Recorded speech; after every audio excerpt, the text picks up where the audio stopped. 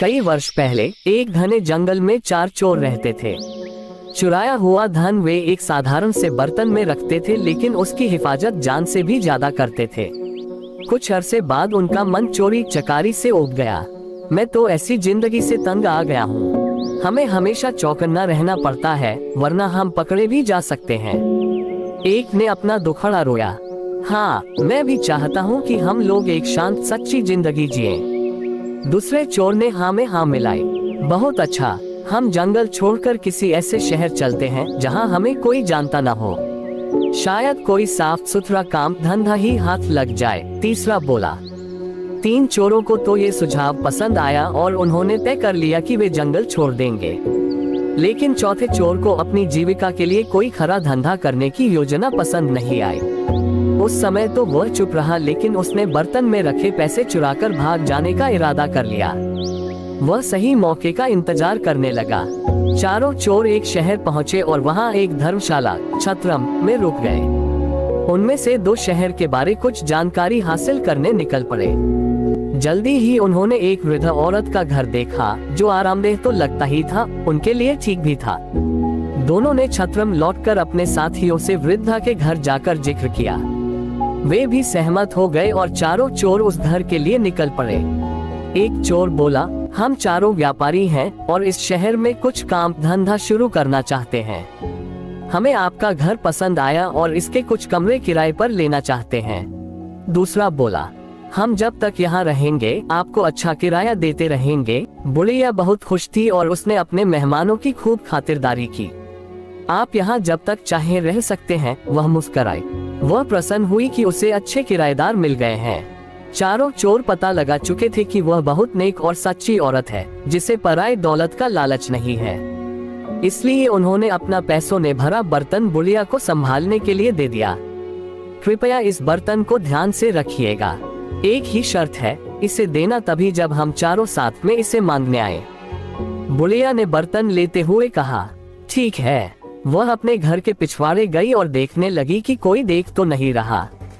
जब उसे तसल्ली हो गई तो उसने जमीन खोदकर उसमें बर्तन डाला और उसे वापस मिट्टी से ढक दिया।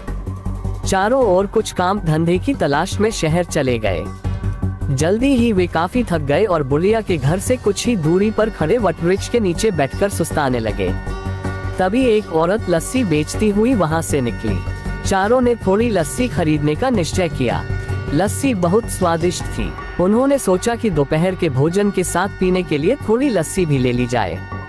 पर 3 चोर तो बहुत थक गए थे। लस्सी डालने के लिए बुढ़िया के घर से बर्तन लाने की हिम्मत किसी में नहीं थी। चौथा चोर, जो किसी ऐसी ही घड़ी की प्रतीक्षा में था, झट से जाने के लिए तैयार हो गया। वह बुढ़िया के घर पहुंचकर बोला, मुझे मेरे साथियों ने बर्तन लाने के लिए भेजा है, लेकिन मैं तो ये बर्तन तभी दूंगी जब तुम चारों इकट्ठे आओगे। वह मना करती हुई बोली। उस चोर के दिमाग में एक विचार आया, मेरे साथी यहाँ से कुछ ही दूर केले के पेड़ तले बैठे हैं, आप खुद ही पूछ ले। उसने राय दी। बुढ़िया घर से बाहर निकली। उसने तीनों को पेड़ के नीचे बैठे हुए देखा। क्या आपने अपने दोस्त को बर्तन लाने भेजा है? वह चिल्लाए, जी, कृपया उसे दे दीजिए। तीनों चोरों ने जवाब दिया। बुढ़िया ने सोचा कि उन्हें अपना बर्तन किसी कार्य हेतु चाहिए होगा, जो उन्होंने अपना विश्वसनीय साथी भेजा है। उस चोर को फावड़ा देती हुई वह बोली कि पिछवाड़े से खोदकर बर्तन निकाल ले। इतना कहकर वह अपने घर के कामों में उलझ गई। चोर ने बर्तन निकाला और चुपके से पिछले दरवाजे भाग खड़ा हुआ। इस बीच उसके दोस्त चिंतित हो रहे थे। काफी वक्त बीत चुका था और उनके साथी का कुछ पता नहीं था। तीनों बुढ़िया के घर गए। हमने अपना साथी एक बर्तन लाने भेजा था, वह कहाँ है? उन्होंने पूछा। मैंने तो बहुत पहले ही उसे बर्तन खोदने के लिए कुदाली दी थी, उसने आपको बर्तन नहीं दिया। बुढ़िया हैरान थी। तीनों चोर समझ गए कि उनके साथी ने उन्हें धोखा दिया है। हमने आपको कहा था कि बर्तन तभी देना जब हम चारों आपके पास आए। आपने हमारी बात नहीं मानी। हमें लगता कि हमारे साथी ने आपके साथ मिलकर हमारा पैसा हथियाने का षड्यंत्र रचा है। बुढ़िया बहुत दुखी हुई। वे तीनों उसे शहर के न्यायाधीश के पास ले गए और उसकी शिकायत की। न्यायाधीश ने फैसला दिया कि बुढ़िया की लापरवाही की वजह से तीनों को नुकसान हुआ है, इसलिए सारा हर्जाना बुढ़िया को ही भरना होगा। बुढ़िया रोती हुई घर लौट आए। इस बीच राजा और उसका मंत्री वेश बदलकर अपनी प्रजा की परेशानियां जानने शहर के दौरे पर थे। इस बात का किसी को भी पता नहीं था। बुढ़िया को देखकर वे रुक गए और उसके रोने का कारण पूछने लगे। उसी समय आसपास ही कुछ लड़के खेल रहे थे और उनका अगुआ था रामन। बुढ़िया की दुख भरी कहानी उसने भी सुनी। भगवान करे उन तीनों को तुम्हारे साथ ऐसा सुलूक करने की सजा मिले, रामन बोला। ये सुनकर राजा और उसका मंत्री बहुत हैरान हुए। उन्होंने रामन से पूछा कि क्या वह इस मामले का फैसला कर सकता है। रामन ने आत्मविश्वास के साथ सिर हिलाया और कहा कि वह अपना फैसला राजा के दरबार में ही सुनाएगा।